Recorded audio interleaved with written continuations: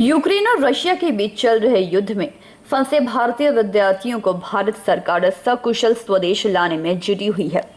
रानीगंज से भी मेडिकल की पढ़ाई के लिए यूक्रेन गए स्टूडेंट रोहित कुमार और आकांक्षा सुमन शनिवार सुरक्षित अपने घर लौट आए हैं, जहां दोनों से मिलने विधायक तापस बैनर्जी पहुंचे।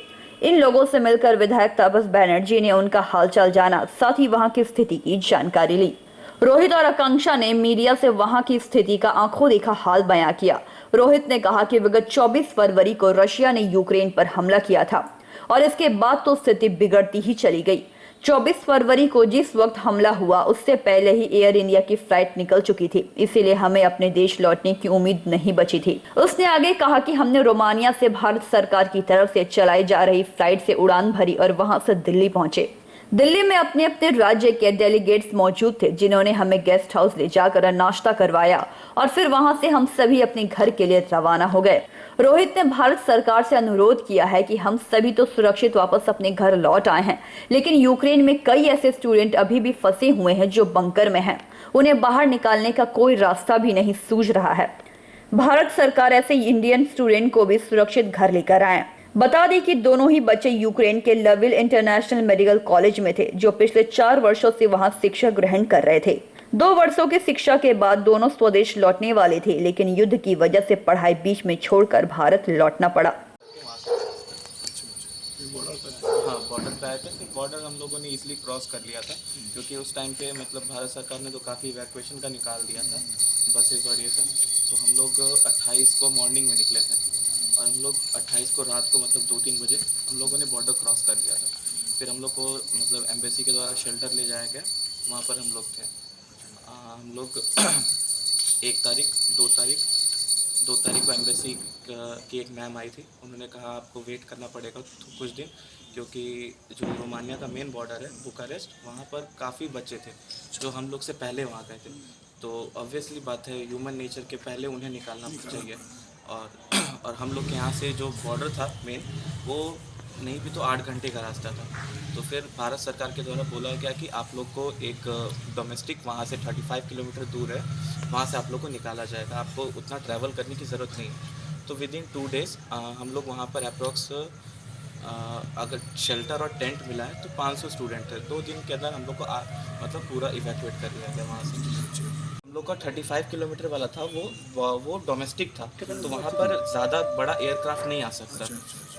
तो इसलिए हम लोग एयर एशिया के थ्रू आए थे। और जो बड़ी फ्लाइट थी जैसे इंडियन एयरफोर्स और बाकी इंडिगो, वो बड़े वाले बॉर्डर्स पे गई थी। हाँ, वहाँ पर काफ़ी बच्चे थे और हम लोग 500 तो स्टूडेंट थे। तो हम लोग के दो हम लोग एयरक्राफ्ट में आराम से पूरे आ गए थे। हाँ, वहाँ से दिल्ली पहुँचे। हाँ, वहाँ से हम लोग दिल्ली आए। फिर वहाँ पर जैसे हम लोग इमिग्रेशन कराए तो सारे स्टेट्स के जितने भी हमारे देश में स्टेट थे, सबके वहाँ पर डेलीगेट्स खड़े थे। तो उन लोगों ने सब हमें प्रोवाइड कराया। पहले हमें गेस्ट हाउस ले गए, हमने वहाँ पर ब्रेकफास्ट किया, फ्रेश हुए। हाँ, वेस्ट बंगाल का तो बंगो भवन है, बाकी और भी हाँ बाकी स्टेट्स का था। फिर वहाँ से उन लोगों ने हमारा फ़्लाइट कराया और जैसे आज ही मैं पहुँचा, आज ही मैं आ गया था।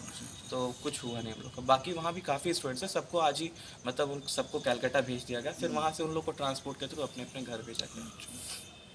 तो हमें कोई दिक्कत लग रहा है। 1.5 साल के बाद मैं घर आया हूँ, लेकिन जैसा हम लोग का भी मतलब 24 से वॉर स्टार्ट हुआ था, तो हमें काफ़ी डर लग रहा था कि हम आ पाएंगे नहीं। लेकिन 2-3 दिन होने के बाद भारत सरकार का जब इवैक्यूएशन का आया कि सारे जितने भी भारतीय हैं आप लोग को सुरक्षित निकाला जाएगा, तो तब से हम लोग काफ़ी खुश थे। इंडिया ने मतलब जितने भी एक्सटर्नल अफेयर्स थे, जितने भी एम्बेसी के डेलीगेट्स थे, उन लोगों ने काफ़ी सपोर्ट्स किया, जितने भी बॉर्डर्स है, चारों बॉर्डर्स के। वहाँ पर जैसे पहले की परिस्थिति थी, 24 से अगर वॉर स्टार्ट हुआ था, क्योंकि एयर इंडिया की फ़्लाइट वापस आ गई थी 24 वाली जो थी, तो उस दिन से मतलब कंडीशन काफ़ी ख़राब थे। और जो भी हमारे जैसे लवीव की अगर बात करें, लवीव से पोलैंड बॉर्डर काफ़ी नज़दीक था, तो जो भी लोग वहाँ जा रहे थे उनके साथ काफ़ी ब्रूटली मतलब बिहेव किया जा रहा था, बेसिकली यूक्रेनियंस के थ्रू। कि मतलब वो बेसिकली ऐसा था कि वो सिर्फ मतलब अपने लोगों को पहले जाने देना चाहते थे, फॉरेनर्स को वो हटा रहे थे। सिर्फ इंडियंस नहीं, कोई भी फॉरेनर्स को वो हटा रहे थे कि पहले हमारे लोग जाएंगे। इस चक्कर में पोलैंड बॉर्डर पर काफ़ी मतलब धक्का मुक्की और ये सब हो गई थी, और इसी चक्कर में लाठी चार्ज और ये सब हुआ था। तो पोलैंड बॉर्डर फिर भारत सरकार ने एक बार को बंद कर दिया था कि मतलब आप वहाँ नहीं जाओ, मतलब एडवाइस नहीं कर रहे थे कि आप वहाँ मत जाओ। बाकी जो 3 बॉर्डर्स थे वो तो खुले हुए थे। लेकिन फिर जब से एक बच्चे का डेथ का न्यूज़ आया उसके बाद से फिर भारत सरकार ने पोलैंड का भी उन लोगों ने 10 बसेज अरेंज की कि जितने भी लोग हैं वो डायरेक्ट बस में बैठेंगे और फिर पोलैंड बॉर्डर बस के थ्रू क्रॉस करेंगे। हाँ, जैसे जैसे हम लोग काफ़ी स्टूडेंट्स हैं, हम लोग तो आ गए, लेकिन हम लोग तो अभी मतलब थोड़े बेटर पोजीशन में थे कि हम कम से कम थोड़े से सेफ जोन में थे एज़ कम्पेरेटिवली टू उनके। लेकिन जो बंकर से फंसे हैं, लेकिन जो जैसे आप मानिए जो कीव में है, उनका तो निकलना ही मुश्किल है, क्योंकि वो अगर बंकर्स में है तो भी उनको दिक्कत है, अगर वो बाहर निकले तो भी उनको डर है कि अगर जैसे ही हम बाहर निकले हमें कहीं गोली ना लग जाए या कोई अटैक ना हो जाए, तो उनके लिए कुछ ना कुछ तो करना ही चाहिए। क्या नाम है आपका? रोहित कुमार सिंह। रानीगंज से सम्राट दास की रिपोर्ट, पीवी न्यूज़।